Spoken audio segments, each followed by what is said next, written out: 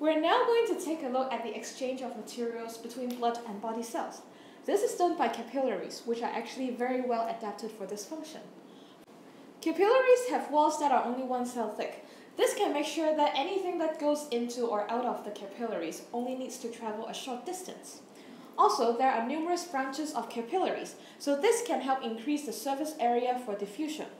Finally, blood capillaries have a large total cross-sectional area.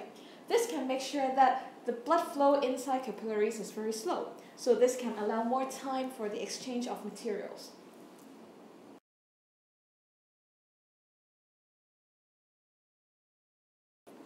We're now going to talk about the formation of tissue fluid.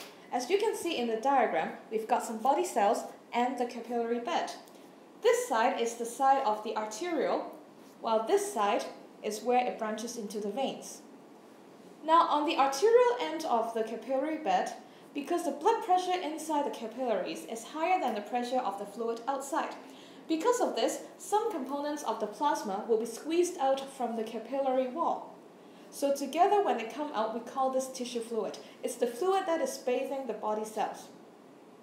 Now, the components that form the tissue fluid are the ones in the plasma, which are small enough to come out of the capillary wall.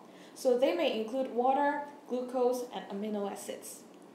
Some white blood cells can also come out because they can change shape, so they would be squeezed out of the holes of the capillary wall.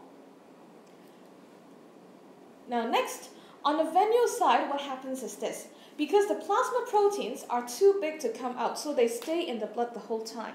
Because of the plasma protein, the water potential inside the blood capillary is now lower than that outside, because plasma proteins, they are water soluble. Because of this, water in the tissue fluid will go back into the blood capillary by the process of osmosis. Now, around the capillaries, we will usually be able to find some lymph capillaries. So for some of the tissue fluid that did not go back into the blood capillaries, they're going to be drained into the lymph capillaries. The tissue fluid that goes into the lymph capillaries is now called lymph. Lymph will then travel along the lymphatic system and eventually join with some large veins before they enter the heart. It is important that tissue fluid can be formed around body cells. First of all, this is because they can provide a relatively constant environment for the normal functions of body cells. Also, tissue fluid can serve as an important link for the exchange of materials between the capillaries and body cells.